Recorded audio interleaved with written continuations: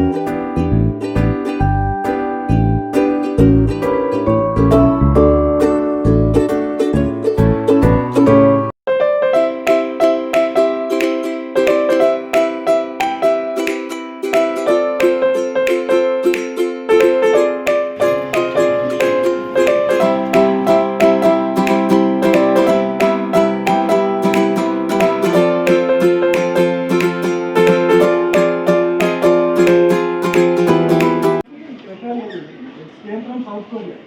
So sir అనేది మనకి పర్యాటకులు సాఫ్ట్వేర్ చేపిస్తాము. ఇది మెయిన్లీ దేని పీపుల్ అవుతుందంటే like basics improve basics from starting అవ్వదు. ఎస్పెషల్లీ సెకండ్ క్లాస్ ఉంటుంది. ఫర్ ఎగ్జాంపుల్ చిన్న బేసిక్స్ లేకుండా మనం 6th 7th చేస్తామంటే వాళ్ళకి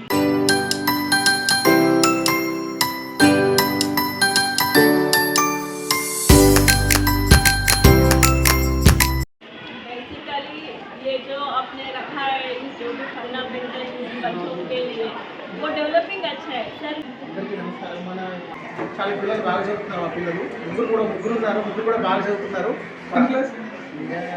సెకండ్ క్లాస్ అమ్మాయి ఉంది దీంట్లో.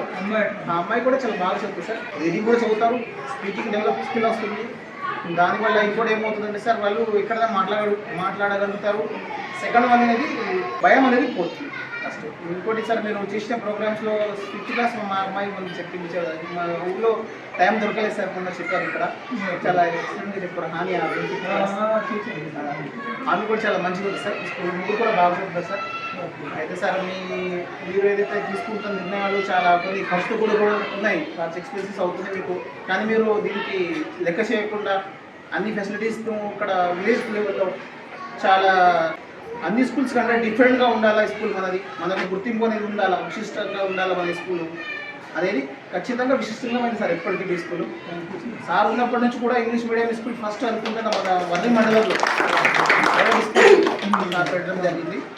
ఇంకోటి ఏంటంటే సార్ ఇప్పుడు సార్ మీ ఉద్దేశం ఏంటంటే సార్ సాఫ్ట్వేర్లో మీరు పనిచేశారు కాబట్టి సాఫ్ట్వేర్లో మన పిల్లలు ఎలాగో కంప్యూటర్ బేస్డ్ అన్ని సాఫ్ట్వేర్ కాబట్టి ఎలా ఉంటుందని మీరు చెప్పారు ఈరోజు. ఖచ్చితంగా సార్ మన పిల్లలకు అలాగే ఉండాలి సార్. ఎందుకంటే అన్ని రేపు ఫ్యూచర్లో మనకు ఏమంటారు మ్యాన్ పవర్ లేకుండా అన్ని మిషనరీస్ ద్వారా కంప్యూటర్ ద్వారా అన్ని జరుగుతాయని అనుకుంటున్నాను.